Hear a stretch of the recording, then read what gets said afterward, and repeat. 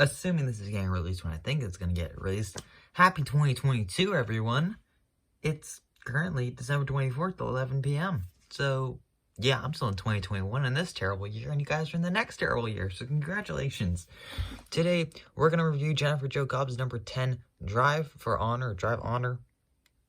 Honor.org, Fastener Supply, Chevrolet for Jennifer Jo Cobb Racing. Let's get it open. Alright, so here it is, and I believe this is kind of like the car that Jennifer Jo Cobb ran when she absolutely sent it at Talladega earlier in 2021. Although this is the 2020 Diecast, I don't know exactly which time what race this car ran, or this truck ran at. But the suspension is flimsy. This is like the Dale Jr. Homestead car all over again. You can kind of say it's just moving.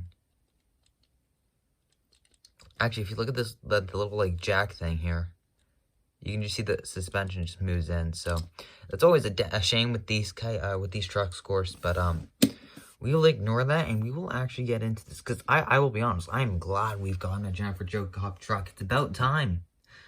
I don't think she's ever gotten a diecast made, actually, now I think about it. Maybe a big 124, but never a 164. Unless she was driving back when they had the old molds. I don't think she was. That was in the 90s. I don't think she was driving in the 90s from my observations.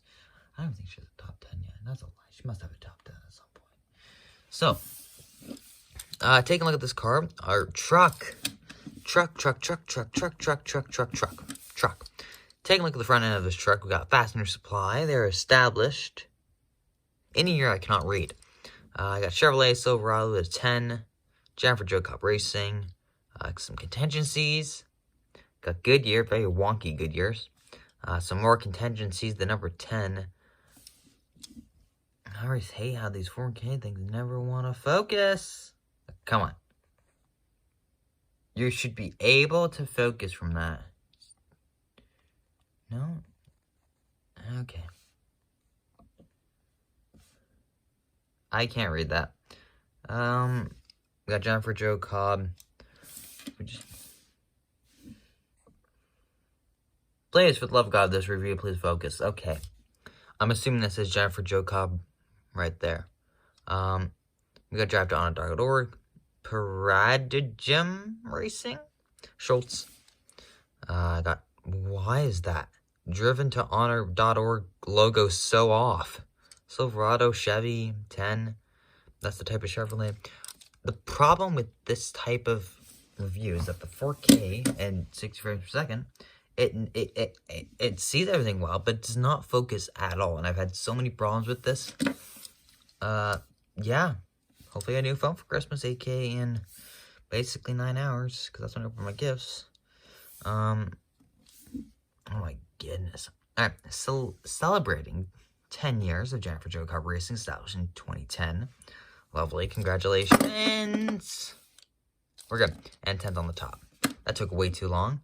Actually, it's like absorbing basically when I drop this. So, you know, that's good, I guess, if the diecast falls that way and not on its roof. Unlike the Spencer Boyd, which, yeah, ignore that. That's for the next review. Yeah, I don't know what's going on with the back of this truck. That is really annoying me. Like, a lot. I don't know why it's doing that. I don't know why they put it off like that. Maybe because the Chevy logo is messing it up, but... You know, I don't see that as probable cause to mess up that truck. That's really annoying me now. I'm going to stare at that for a while, because that's really going to annoy me. But yeah, definitely a solid truck. Oh my god, you're gentle.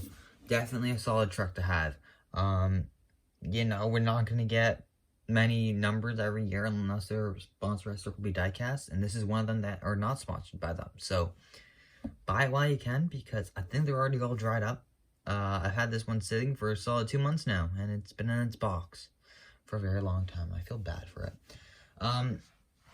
Overall, I would say there isn't much else better to buy. I don't think we're getting a 2021 from my knowledge.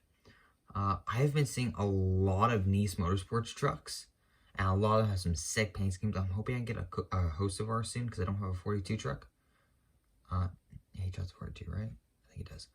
But yeah, they're having like so many different versions. I forgot how many trucks they ran. They run a different paint scheme every race. I know for the people who want to start collecting or have like the full truck collection, I feel bad for them now, because most of their collection is now just Nice Motorsports trucks, and we rarely even get them in Authentics. We've gotten 2 Chastain trucks, and that's it.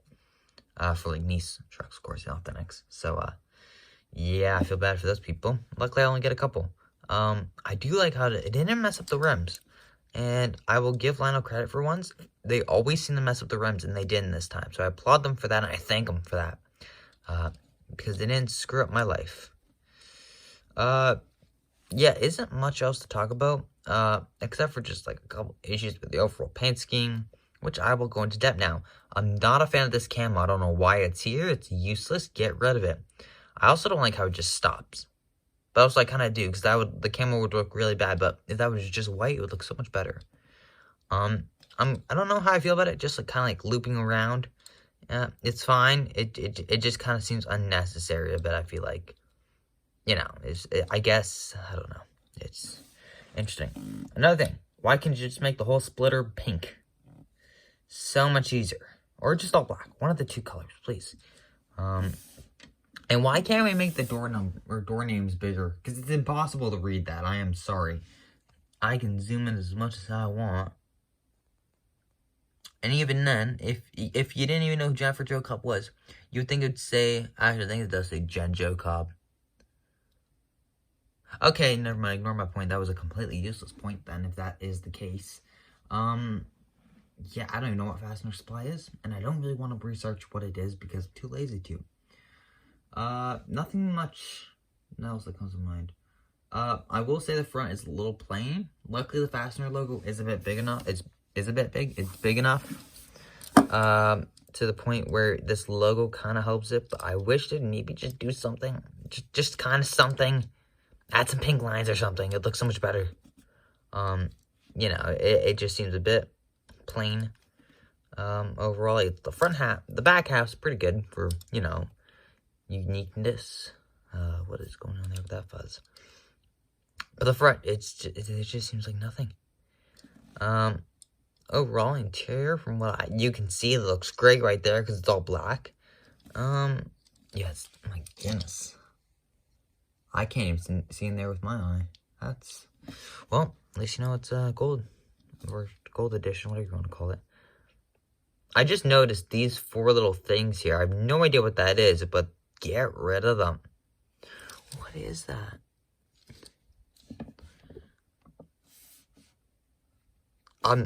I'm very confused to what that is. I think that says Roche Yates or Brett Yates. I don't know who Brett Yates is. I know who Roche Yates is. They're the engines. But that's for Ford, and that's a Chevy. So, yeah, I don't know about that. Another thing, actually, no double bow tie. Thank you, Lord. Those were completely useless. Either do one or the other. Don't do like Brett Moffat's 24 truck, which I have right here. Kind of. It's right. There we go. Yeah. Completely unnecessary to do the double bow tie, so I'm glad they got rid of it and just kept the one on the grill because completely unnecessary and I don't like it. So, with that, hope you guys enjoyed, but we're not done yet actually, because should you buy this? Yeah, probably. I don't really know why you shouldn't. The problem is that it's extremely expensive and the good old eBay people are selling it for like 30, 40 bucks now.